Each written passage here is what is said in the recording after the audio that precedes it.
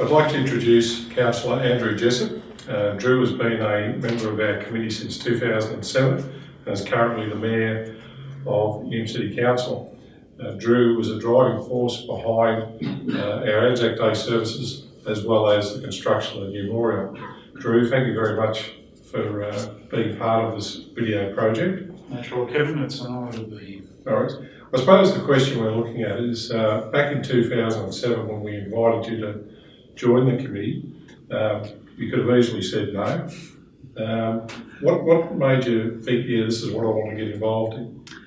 Probably part of the progression in my life as a councillor and a community representative. I had been at dawn services, actually prior to being on council with my children, gone into town to the dawn service there, and then as a councillor gone to Mago Barracks over a number of years.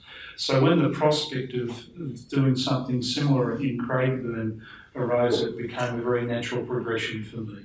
Recognising the sacrifice of those who've come before us and some who are still with us was, I think, just a very natural thing. And I was honoured to be invited, and it's been one of the most significant things that I've been able to do for and with the community over my 20 odd years on council.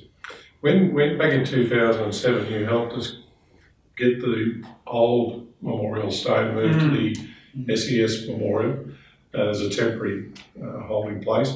After the 2008 service, which to our understanding is about the first service since at least the 1960s, yes. Were you surprised that we had such a good turnout at that event?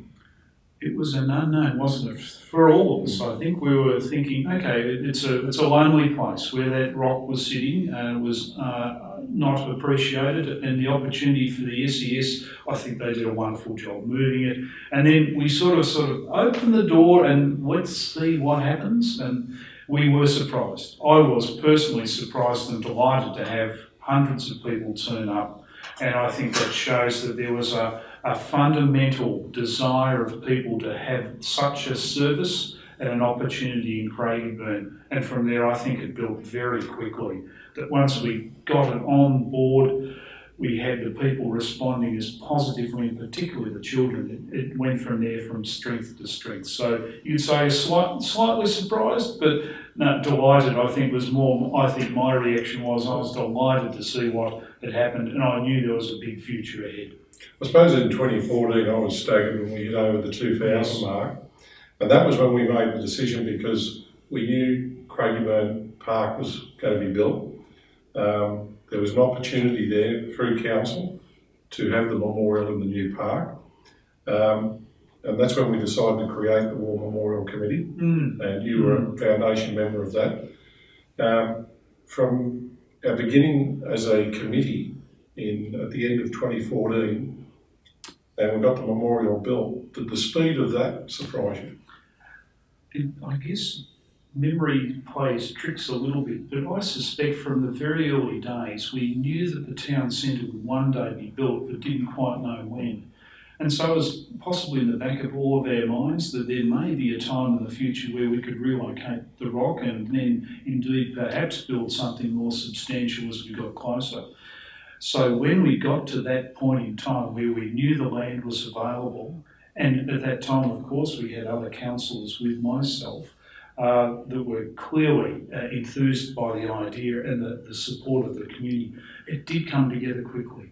But I think we had to act quickly too. The opportunity to, whilst the park was being built on with both the Sprint Athletics facility and the Splash Aquatics Centre, that was the time when all the works were being done to be able to complement that and build the memorial. So we as a committee had to form quickly and we had to act quickly and get council online, and they were keen supporters as well. It was one of those, and we've discussed this before. We were fortunate that those things came together just at the right time. We had support of the landholder, being the council, the community, and we had funds available because of the 100-year anniversary. And so how fortunate we were to have people like, and I'll say yourself and others, who dedicated themselves in that 2 and 3 years to raise the funds and to get it built. A remarkable quick journey and success. I suppose in all my dealings with local government over many years, and what have you. It was rare to see such support from all the council. So we had all 4 riding councillors on side, very, very supportive. Very quickly. With Casey Nunn in particular, Yes, pushing very strongly for it.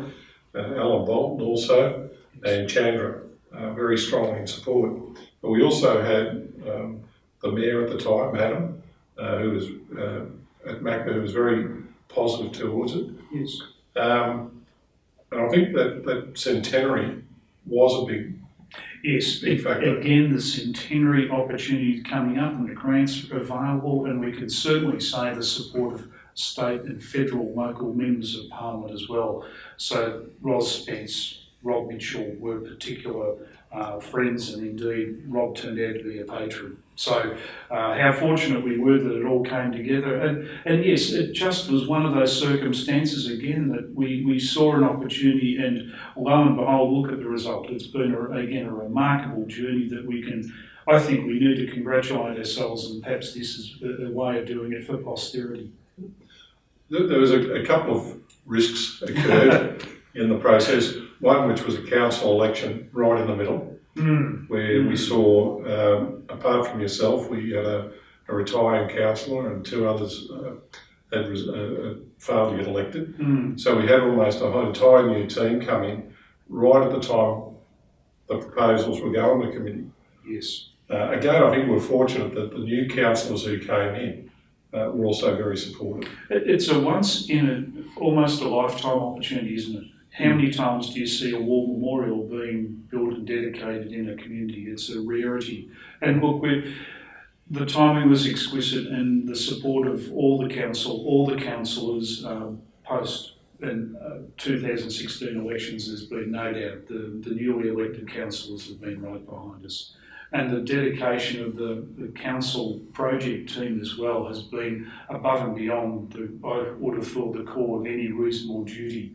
Those officers have done a great job I must admit, that's one of the things that made it very easy. Again, I've worked with many federal, state, local government organisations, and one of my comments would be of the rapid response they were able to give decisions and process, and the advice they gave was 100% as we went through it. John Monahan and his team should be congratulated. In amongst all the other work that they were doing, in a $50 million project of multiple sites being built on that one parcel of land, here was a memorial being thrown into the mix at the latter stages of the project. So they've done a remarkable job picking up the extra responsibility of that, and indeed working with the supplier of the memorial itself. I think they've done a wonderful job. You can acknowledge them. I think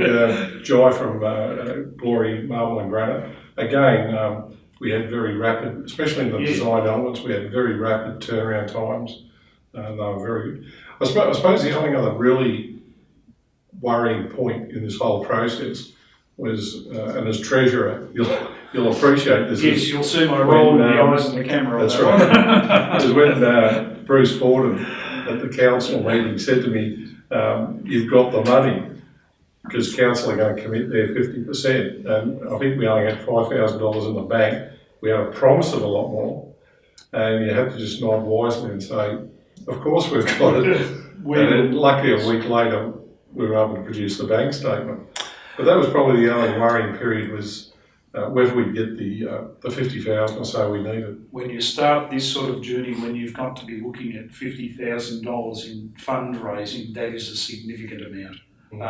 There was an element of faith going ahead with that. We had the backstop, if you call it that, of the council supporting us, but we had to provide a significant amount of funds to make it as good as what it is. So we were fortunate. We worked hard at it, but the grants that we got from different levels of government, the support we got from the major developers, all of them came on board, all 3.